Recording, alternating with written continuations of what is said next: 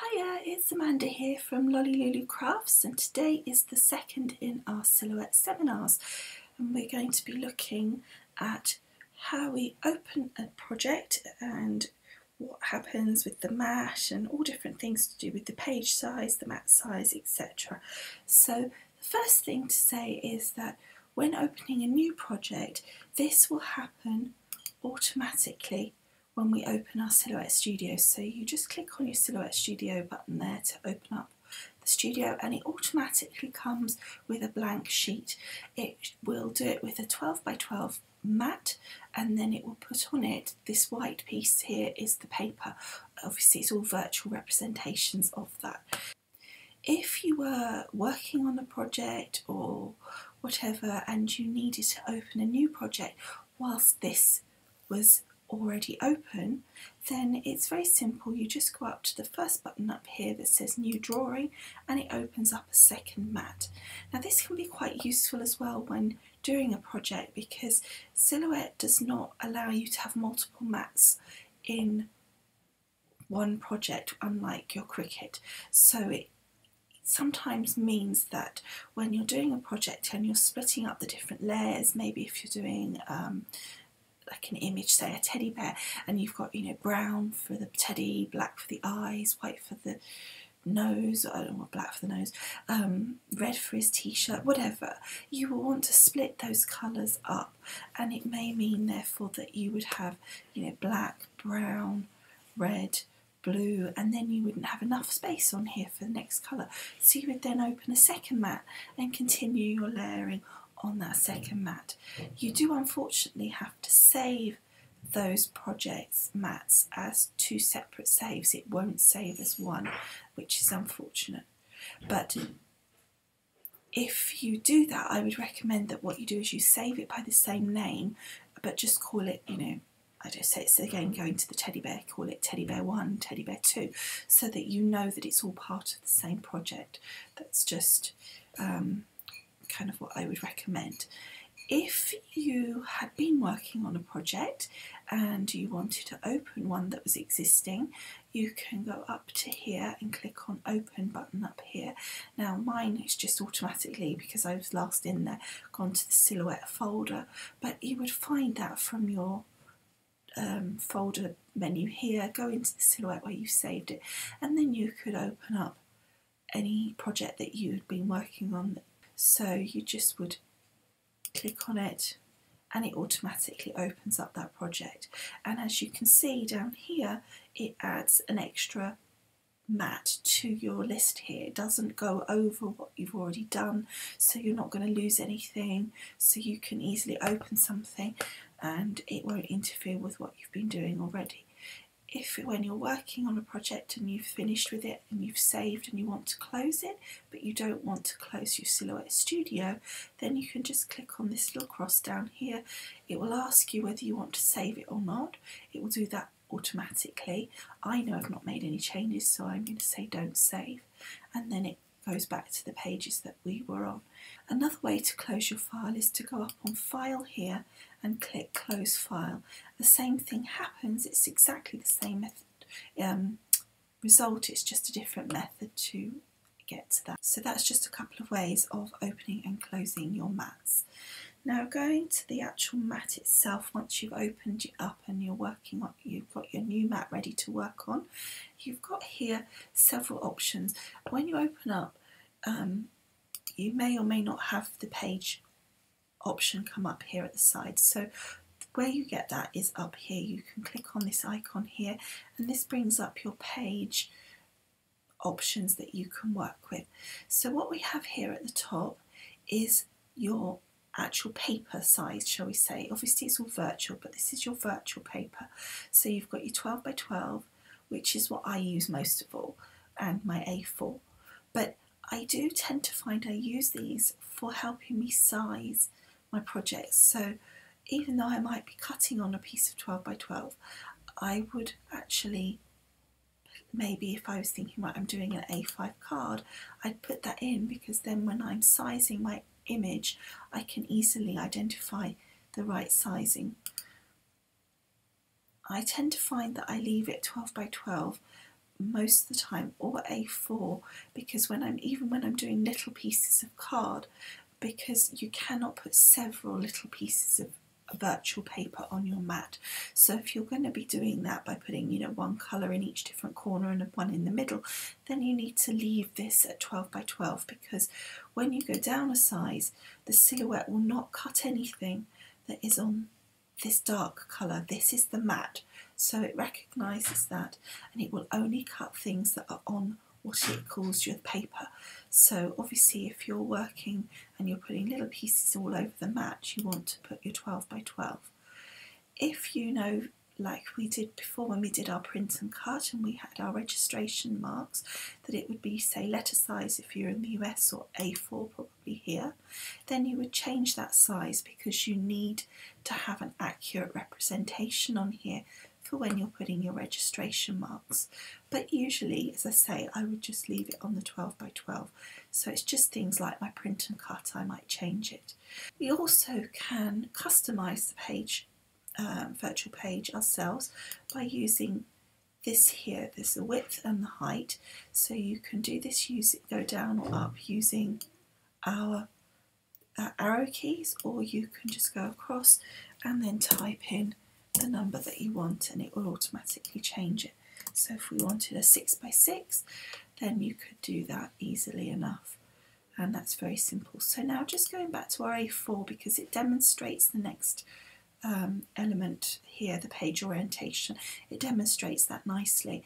So it would, by default, it will do a portrait, i.e. vertical. If you want the landscape horizontal, then you just need to click on that and it will change that for you.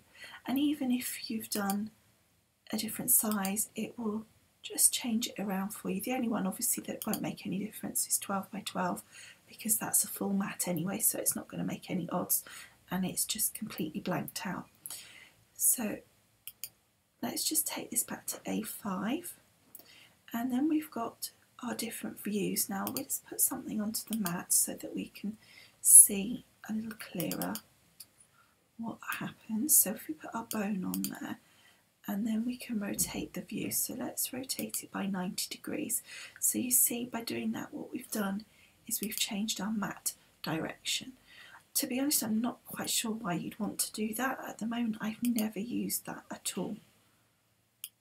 But you've got all these different, so then when you click 0, it takes you back to the original way, which is arrow up. Okay, so that's all that does. Now let's take ourselves back to 12 by 12, and you can see here we've got our virtual piece of paper on our virtual mat, and here we've got what we call reveal cutting mat, and what this does is show the cutting mat through the virtual paper. So we can have, if you watch the paper as I go up in the percentage, the paper disappears and you can see the mat below it. Again, not really sure what you would want that for particularly, because you can see your cutting lines anyway on your mat, so I have never ever changed that at all. Then lastly, on this section, you've got different mat sizes. So you can, looking at this, you can purchase different mat sizes, or it could be for when you are using, say, vinyl or something like that, where you would push it straight through without a mat. So for example, you've got a 12 by 24 letter stamp. That must be a mat size looking at that. And then no mat at all, so that's when you're putting your vinyl through. So I'm assuming that all of these are, this letter size I believe would be for your portrait machines, and instead of your cameo. Stamp, I'm assuming, is a particular type of mat for stamp materials, not something I've used or particularly heard about. But and then 12 by 24 is just, they've got a larger mat, so you can use a larger mat so that you can have more bits of paper. You can have a larger piece of paper, obviously. You could have a banner, so all sorts of things on there. And obviously the none would be if you are doing like the vinyl, or a banner that can be cut without having any mat on it at all. Again, even with my vinyl, I personally have always put a mat down, but I understand it works very well. And then the next thing is we've got these advanced options down here, and this is just, you could load the media different widths, so you could have the wide side first, so it changes the mat, but the mat is 12 by 12. So let's go to letter, for example. So if we had the letter size mat, in theory they're saying we could load it into our machine that way round, so this would be the load edge here, or we can do it the normal way, which is the short edge here, and then the default is the arrow upwards. Okay, and that's just showing your cutting mat options again. So that's all of those. Then next thing that I just want to show you, if I just pop this back to 12 by 12, is that over here we've got a key for opening the grid settings window. So here is the settings for our grid, which is this grid here on the virtual paper. And we've got, first of all, here it says show grid or not, so you can have the grid showing or you cannot have the grid showing. And then also down here we've got different styles of grids, so we've got it going in that funny angle or square. Again, I'm not really sure why you'd want that. Then we've got this snapped grid, so let's pop this map. Can you see how it's, when we move it, it's snapping it to an actual position, whereas when we just move it normally, it can go anywhere we want. It's let me make it bigger and see if we can see it. So we've got this, and then we move it and it's automatically lining it up with a grid line, so you always know that it's absolutely in line. If you're trying to cut something in line, that's quite a helpful one to have.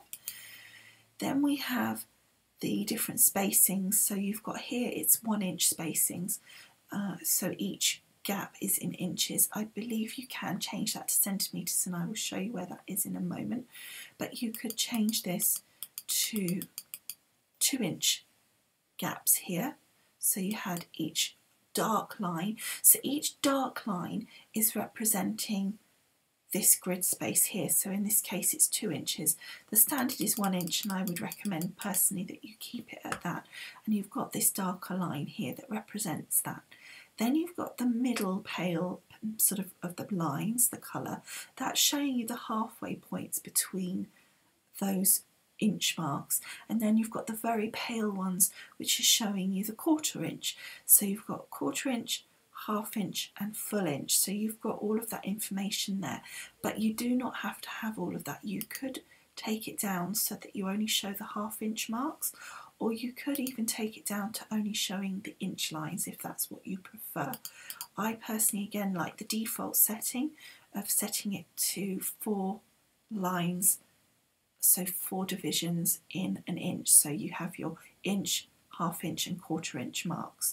And then lastly, on this section, you can adjust the colouring of your lines so that you've got here different colours, so you can set that to whatever you prefer. And then also you've got here, you've got more colours, so we could choose something completely different.